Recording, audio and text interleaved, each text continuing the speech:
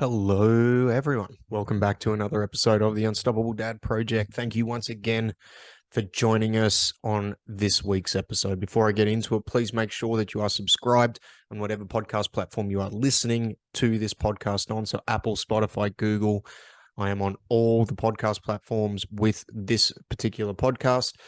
Also, please follow us on the socials. So at The Unstoppable Dad on Instagram, The Unstoppable Dad Project on Facebook. You'll also be able to find a video version of the podcast on our YouTube channel. So The Unstoppable Dad Project, by you subscribing, following, and making sure that you have left us a review on the podcast platforms, you can help me continue to grow this podcast and help us get out to more people. Also, if there is anybody you think might get some value out of any of the episode that you've listened to, share this around. By you continuing to help me grow this, I can continue to do this and hopefully give you some good information that is helpful to you and your life. But once again, before I get into it, I just want to thank you. The growth that I've personally seen from this podcast and the messages of support and all the people that reach out to me on a weekly basis just to say thank you, to send in questions and to give me feedback on what on the podcast. It's kind of mind-blowing, and I am forever grateful that you choose to spend 15 minutes of your week listening to this podcast that I put out there. So today I'm going to talk about training, and at the risk of sounding like a broken record, I'm just going to give you a bit of an overview on some of my theories around building consistency around training, and based on your particular set of goals and your particular set of circumstances, some things that I think you probably need to be focusing on if you're trying to build consistency or get back into some form of training. Now, I've got a little mantra that I've picked up along the way. I'm not going to say that I've made it up because I 100% have not. I can't actually remember where I picked it up from. I believe it was like a mentoring group that I did quite a while ago now, but it's move every day. Like, that's one thing that for me, I'm big on movement every day. And the thing is, when it comes to moving every day, some people hear that and they automatically think I've got to train every day. And that's not the case. For me personally, I think I do train, and you'll notice that I say think because I actually don't. I can say with a fair bit of certainty, I train at least 5 days a week. Some weeks I'll train 6, some weeks I'll actually train every day. I'm at the point with my training and the way my body feels and understanding of myself that if I need a day off, I'll take a day off. I'm one of those people that when it comes to training and physical activity, I almost need to force myself to take a day off. I will generally, if I'm taking a day off training, I'll actually feel a little bit anxious and overwhelmed by taking a day off rather than doing something. That's stuff that I've worked through over time. I've gotten a lot better at it. When I was younger, I would train so much that I'd kind of have forced time off, where I would get an injury due to overtraining or under recovery. And as a result, I would have to have time off. Whereas now I've gotten a lot smarter and wiser, I guess would be the word, around the amount that I train, where I kind of know the warning signs. I know when I've got to take a day off. I know when I've got to modify that certain things or when I've got to back off. There's not as much ego in my training. I'm less concerned about the weights that I'm lifting. Like, I'm not in a competitive weightlifting or powerlifting environment anymore. I have an inherent understanding on what I want out of my training. I'm doing it for the long term. I'm not doing it for the short term. And with that perspective, it allows me to take more days off when I need it, knowing that the weights are still going to be there tomorrow. If it's taking a day off jiu-jitsu, like, the mats are still going to be there tomorrow. Like, understanding that this is something that I'm invested in doing into my later years, and having that inherent understanding for me personally and my personality type, it makes it easier for me to take a day off when I need to take it off, because I am one of those people that I need to force myself to take a day off rather than force myself to do something. And I've worked with a lot of people on both ends of the spectrum. So before I kind of get into the weeds a little bit about training and getting back into training and what you need to do around training schedule, as well as this move every day concept, I think it's important to understand and have a very honest, brutal understanding of yourself around the type of person you are. Are you the type of person that needs a fire lit under your ass in order to do something? Or are you the type of person that needs to be told to dial it back? Because, and you will go through stages of your life where I don't think you're always one or the other, okay? This is almost going into a different topic, but I think you can flip and flop between the two depending on what is going on in your life.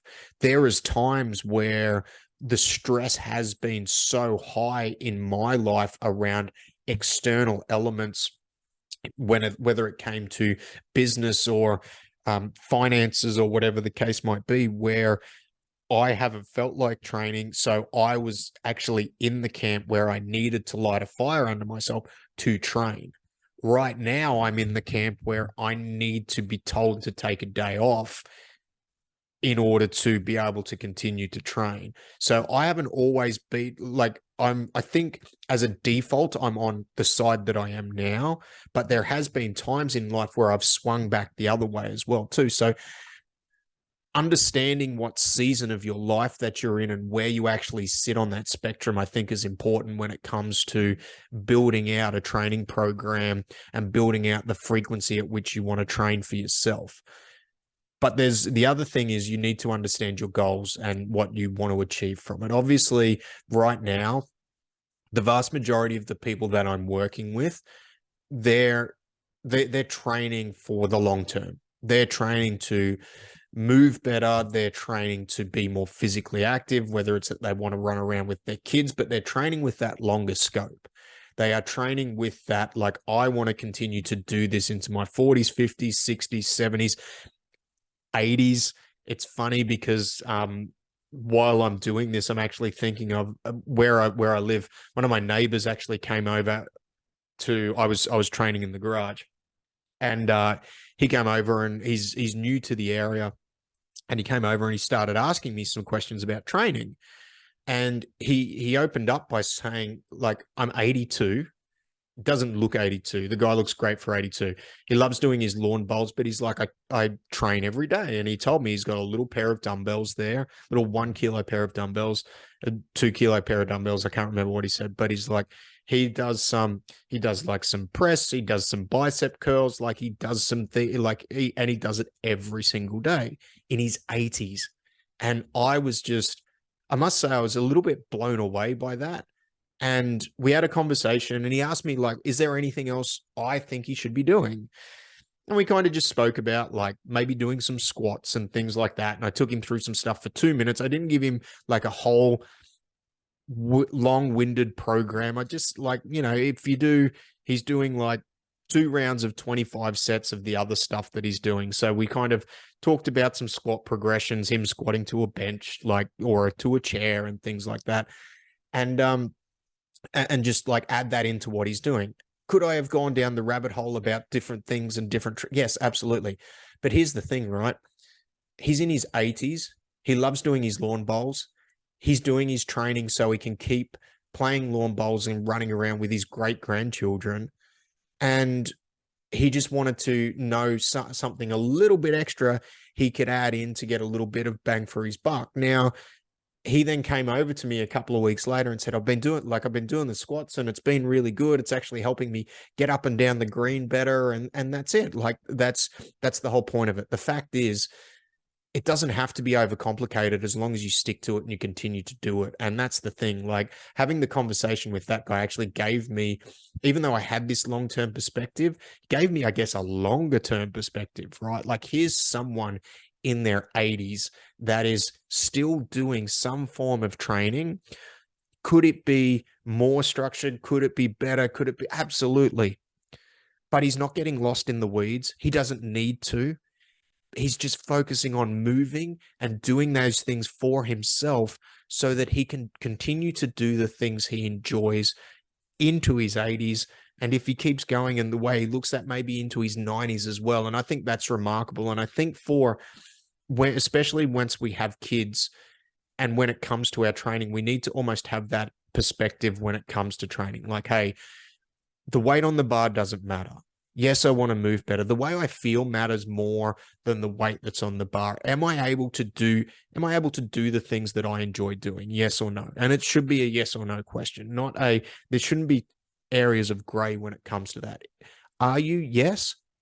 Great. Then let's not get too caught up in the weeds about sets and reps, weights on the bar and everything else, because we're doing what we can to supplement what more of what we do. If we're not, okay, then we potentially want to look at building out a plan where it is going to complement those bigger overarching things that we want to do. And that's the thing with training. When you're implementing any training program, it needs to complement everything else in your life. Full stop. There should be nothing else after that. Unless, of course, if you're a professional athlete, if you're training for a sport, a different story. I don't think this conversation is necessarily for you, but it needs to complement everything else that you're doing, right? And that's where this move every day mantra comes in for me. Yes, I will train most days of the week, me personally, 5 or 6 days a week. It will either be jiu-jitsu or it will be some form of structured strength training. But there are days where I don't. And so my move every day is I just go for a 30-minute walk. I put in some form of educational podcast and I go for a walk. I will do that other days when I am training, like that will be a complement to my training, but that's my move every day. I'm just going for a walk. And for some of you starting out, if you wanted to use this move every day mantra, and it doesn't necessarily mean that you need to train every day, but we're making a concerted effort to do some form of movement. It may be that you're just walking 6, 7 days a week. That might be it. Now, move every day means you're trying to make an effort. Does it mean I am going to move every day? No. Some days I'm going to get sick. There's some days I'm just not going to have time. But for the vast majority of days of the week, of the year, of the month, I am doing some form of movement that I've had a little bit of thought into. And then, even then, when it comes to that, I'm still not getting too caught up in the weeds about it. Body's really sore. I've got a little bit of a niggle or something that I've picked up while I've been training jiu-jitsu. Okay, I'm really not in a good spot to be lifting. Just going to go for a walk. That's it. Like that's the go-to. Okay. And then don't feel bad about not doing extra, because I understand that I need that time off. The weights are going to be there tomorrow. The mats are going to be there tomorrow, and I'll just get back into it. And having that mindset for me has been really helpful, because I understand where I'm at in life and that I want to train, but sometimes I need to dial it back.